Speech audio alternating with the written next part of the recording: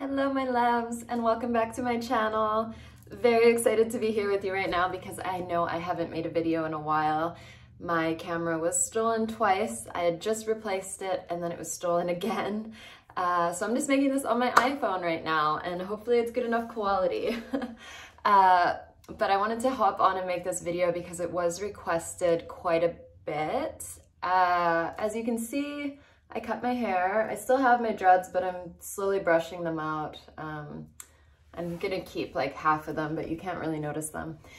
If you followed me for a while, you may have heard before that I said I committed to never cutting my dreads off.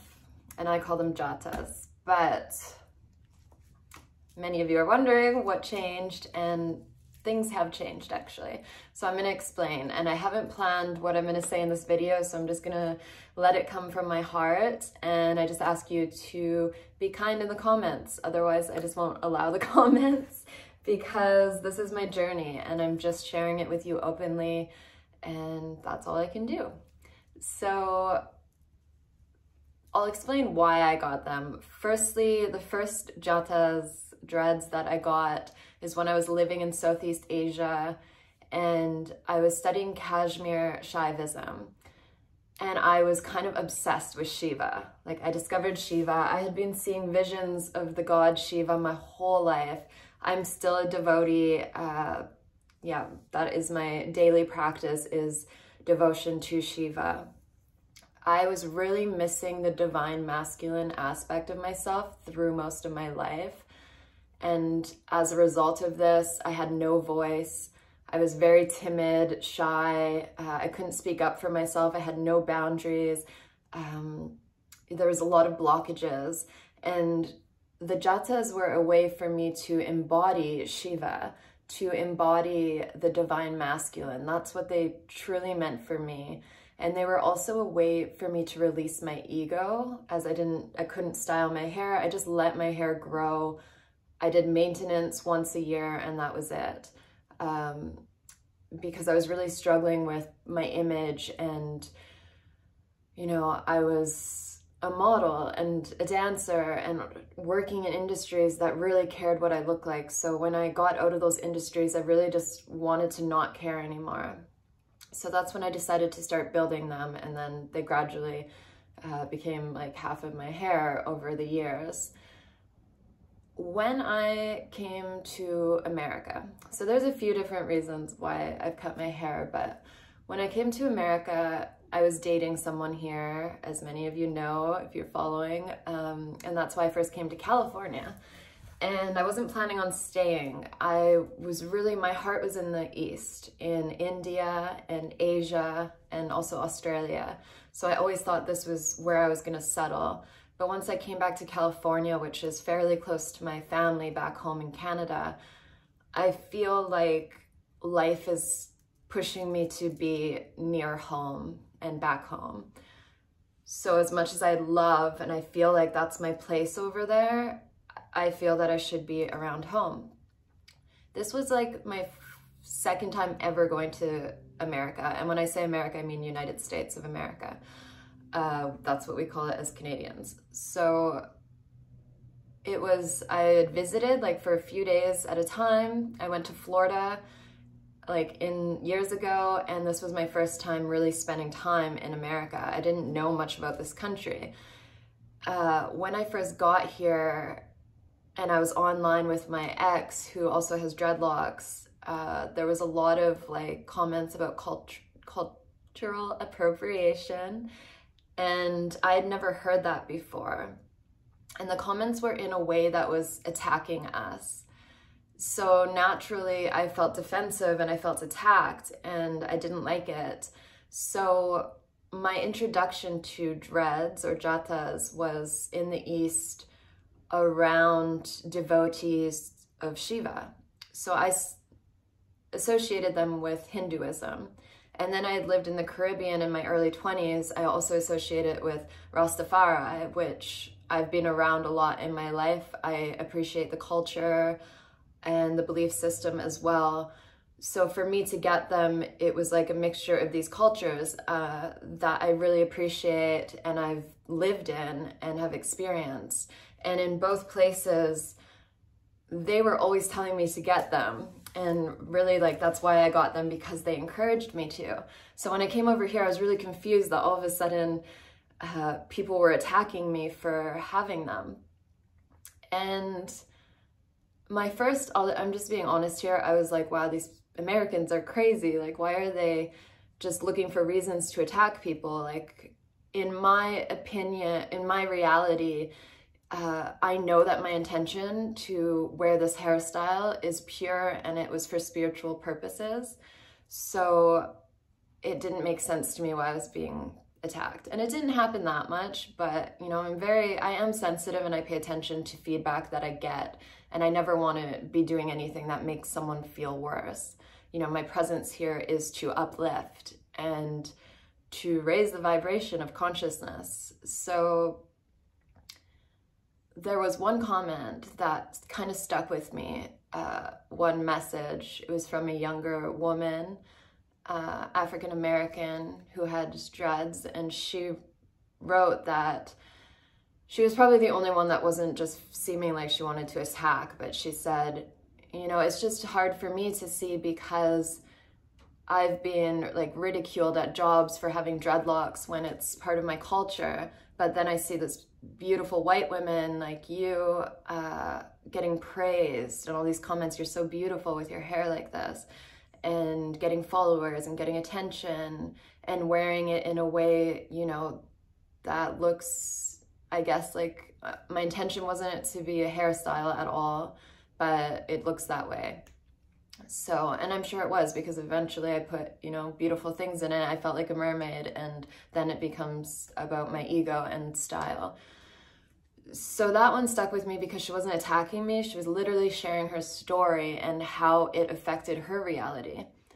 And she was pretty young. So, you know, I'm here for my sisters. I'm here because I want to be the person for them that I didn't have when I was growing up. That is my deepest, like, it makes me emotional to even say that's my deepest intention. So I never want to make someone feel more alone or less accepted because of what I'm putting out here. So that stuck with me, and then that started making me really think about, like, how is this really affecting the collective? And it wasn't about me anymore. Like, it was, you know, my spiritual journey, which was, in a way, it was self-centered, which is how it started. But then the more I fell in love with California and decided that, you know, I'm going to be here for a while. I'm going to be coming back here. If I don't end up staying here, I'll be coming back here the rest of my life. Then everything happened last year while I was away, but I came back at the end of the riots and everything. Black Lives Matter.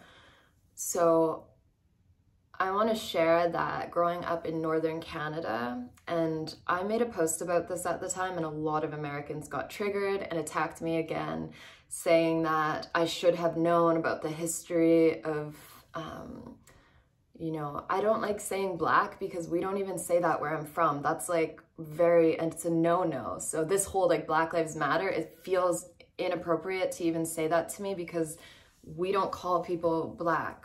We say maybe colored, but we don't even really address it because there wasn't many black people where I'm from. Like, it feels not right for me to say that because it feels like very strong separation that I don't like to say, but now that I'm living in America, I see it's a regular term here. So around that time, you know, I started researching, like, okay, I'm staying here, and even if I wasn't, I want to know the history because, you know, like, what all of this is coming up, it's surfacing. And as many of you know, the history here is absolutely horrendous, and I didn't know. Like, I had an idea, I'm not completely out of the loop, but I grew up without a TV, without internet. We didn't learn about that in my school growing up. We learned about the Inuits and Native Americans of our land and our culture.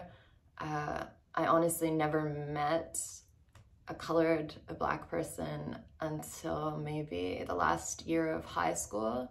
There might have been one in my elementary school, but we never talked about it. Like, it just wasn't, I don't know. But Canada is pretty multicultural, but not many, like, at least where I'm from, it's mostly like Asians and Indians.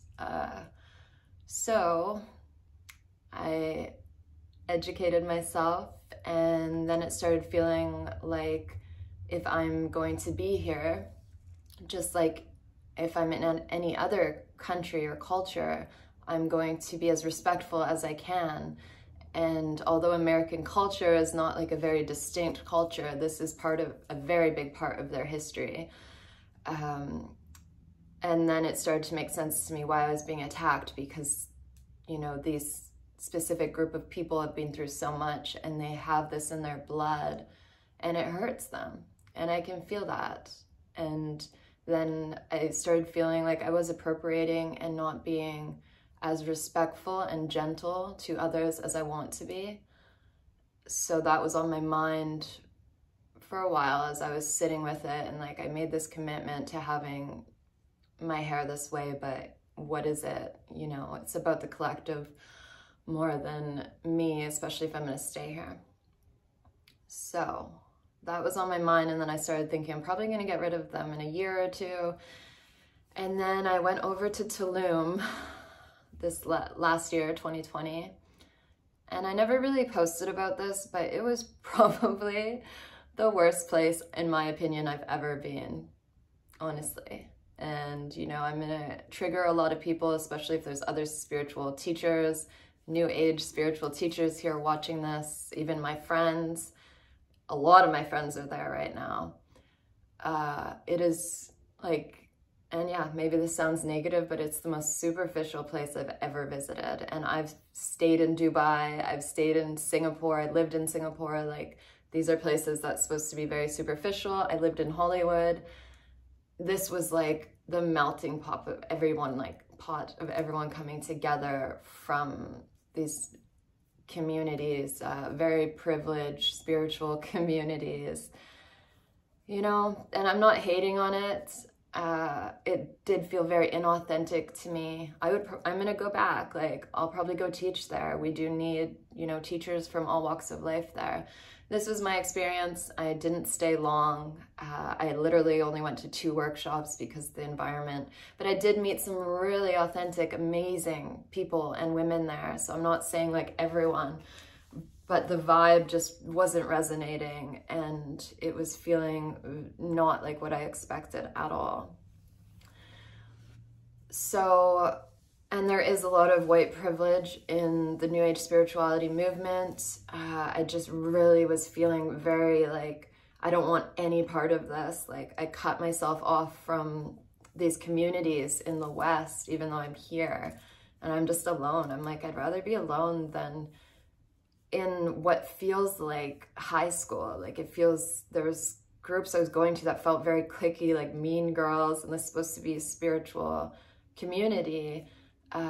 It just wasn't sitting right with me. And it is true that the majority are wealthy, Caucasian people who've had a pretty easy life.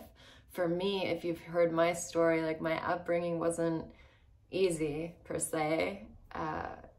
You know, so I feel like if I was in high school working a full-time job, not sleeping every night because I was trying to create a new life for myself, you know, after my first boyfriend was murdered in our car, and I just was hoping to not get beat up on the way to school. I was just hoping to survive.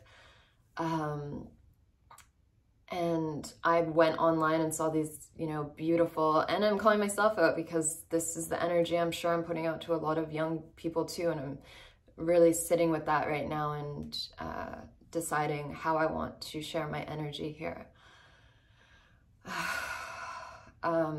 If I got online and I saw like these beautiful women in California saying this is law of attraction and it all just comes so easily to me and don't work too hard, like that, I heard that so much in Tulum that I just like wanted to shoot myself. It was literally like, I just want to shake them. Like, really?